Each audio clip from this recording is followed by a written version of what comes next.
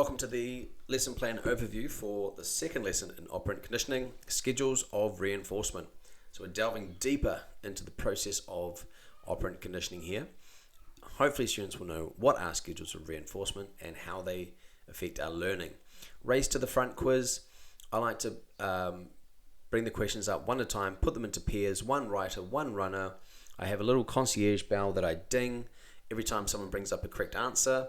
And the first time someone gets an answer to that question, the next one goes up. All right, and it's the first team to get through all 8 wins. Always a bit of flurry and excitement. I think this is one of my favorite, if not the favorite, consolidation activity to start a class. Okay, so this is reviewing the race to the content from yesterday. A little tip, if you want to make these by yourself, I like to begin with the easy questions first and get to the hardest, so they progress from easiest to harder. Right, are you addicted to your phone? Students are probably getting sick of hearing about this, but that's what we're going to look at in this lesson, which is why I don't want to do social media.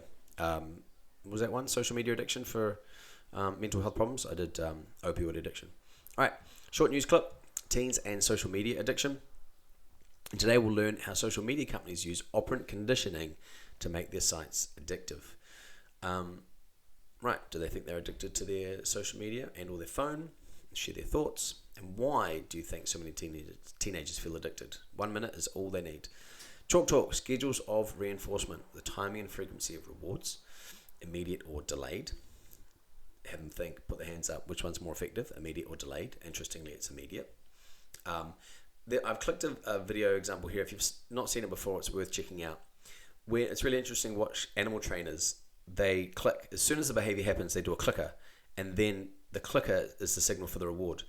So it makes it more immediate than waiting for the animal, because if you have to call the animal over and then give them a reward, well then the calling them over and waving a hand or doing whatever will be the trigger, right?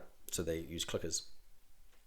Right, examples: immediate reinforcement. Getting a gold star. Delayed reinforcement would be saving your money, investing in a savings account. Frequency, continuous or partial. So continuous, obviously, every time the behavior happens. Partial, only sometimes. Okay, which one's more effective?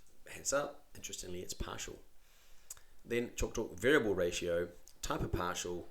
This is when it's not only that it doesn't get rewarded every time, but the number of actions required to get the reward changes each time. So sometimes this poor old rat here might hit the lever once and get the pellet. Next time he has to hit it 20 times before to get the pellet. Okay, sorry, I've doubled up on the slides here. Now, group work, the social dilemma. Pairs or threes, figure out, they can choose a social media site and look at how does it use schedules of reinforcement to make their sites addictive. And I've got here including partial reinforcement and variable ratio reinforcement schedule. So the space here in the workbooks. And then this is an example. Okay. Is it Tristan Harris explains here, and someone else as well explains how they use positive reinforcement in their designs of their social media sites. Right, and then their workbook notes. Key terms. So I was reviewing this in yesterday's lesson. There's a summary of operant conditioning, and there's a list of There's a list of key terms that they have to define for operant conditioning, but how many of those they define can match their IB psychology goal. So I've put that in the workbook.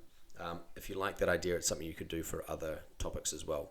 I've chosen to do it for operant conditioning simply because there's not enough time to cover everything in depth to get all students to know all terms. And also, I think compared to other topics, it has the most vocabulary associated with it. There's the most specific terminology that they're not going to use anywhere else. So in order to explain it really well, there's a lot of words I need to know. All right, next we'll look at classical conditioning.